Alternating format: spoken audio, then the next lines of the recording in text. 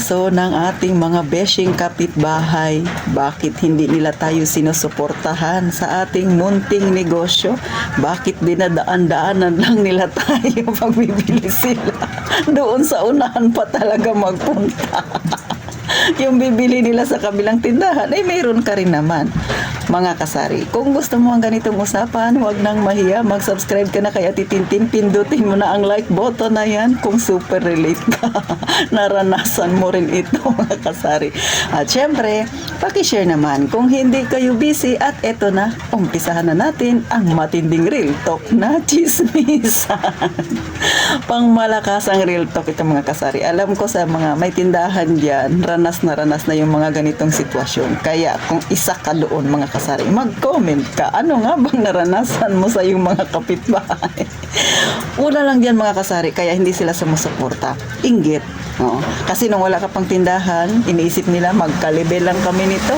Ngayon na magkakaroon na ng tindahan ito, baka umasenso ito, maungusan na ako. Akala nila pag nagtindahan yayaman na kaagad. Sus Mariusip talaga. O, di ba, mga kasari, minsan may sinasabi pa silang pangda-down. O, di ba, dati kakwentuhan mo lang sila, ngayon ikaw na yung pinagkukwentuhan nila. Sabi nila, ay naku, titinda-tindahan, utang naman yung kanyang puhunan. O, di ba, alam na nga nila yung utang, tapos i-chismis pa talaga. Ano naman ngayon kung utang? Di ba? Ang sa atin lang naman ay makasurvive tayo sa araw-araw. O, mga kasari, gets na? O, baka ikaw ay bago sa pagtitindahan, baka yan ang rason, ba't hindi yan bumibili sa iyo? Naging kasalanan mo patuloy na nagnegosyo ka. Number 2 na rason, mga kasari, yung hindi mo sila pinautang. O, mga kasari, nangyari na ba yan? O, di ba yung tipong ilang araw ka pa lang na nakabukas, nagpaparamdam na. Nung nakaisang linggo ka na, eto na. Ha? Uutusan yung anak, sasabihin, mag-utang daw si mama ng ganito, bukas lang daw bayaran. Ay, at dahil nga ikaw ay matalino na tindera, dahil nanonood ka na ng mga vlog na ganito at narinig mo, huwag talagang magpapautang, lalo na kung ang puhunan mo ay utang, o kaya naman kahit sarili mo yung pera, pag nag-uumpisa pa ng tindahan, ay huwag talagang magpapautang. At dahil kilala mo na yung mga kapitbahay mo na yan na makunat, hindi ka talaga nagpautang. O, eto na, hindi na sila bibili sa'yo, kaya hindi mo sila pinautang. May kasalanan ka na bang tindera ka? Kasalanan ba yun na nag-iisip ka lang na kahit paano makahakbang ka pasulong sa kinalalagyan mong kahirapan, mga kasari? Di ba hindi naman? Kaya lang, hindi talaga maiiwasan yan, mga kasari. Pero yung pinakamasaklap, yung tipong hindi sila sa'yo bumibili, hindi sila sumusuporta sa'yo, pero pag may kailangan sila, lalapit sa'yo. Gaya ng may pera silang malaki, mga kasari, walang barya, lalapit sa'yo, baka naman pwedeng magpabarya. At hindi lang yan, kasari, pagka may mga orders sila na mga online, katulad ng Lazada, Shopee, wala sila dyan sa bahay nila, o kaya paalis sila, makikisuyo sa'yo. Sisi, baka naman pwede ikaw na magtanggap ng aking in-order, ito yung pambayad. Ginawa ka pang iwanan. Tapos hindi naman sila tatangkilik sa'yo, di ba?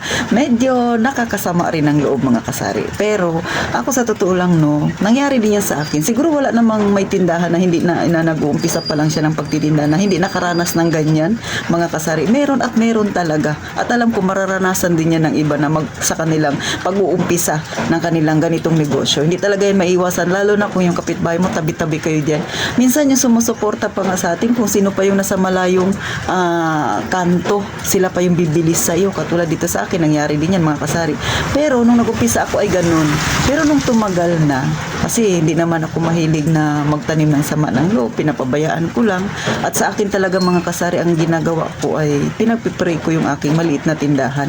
Sawa ng Diyos ay okay naman na, mga kasari. Siguro may ganun talagang panahon, yung medyo kumakapa pa rin sila sa dibdib nila kung dapat ka ba nilang suportahan o hindi.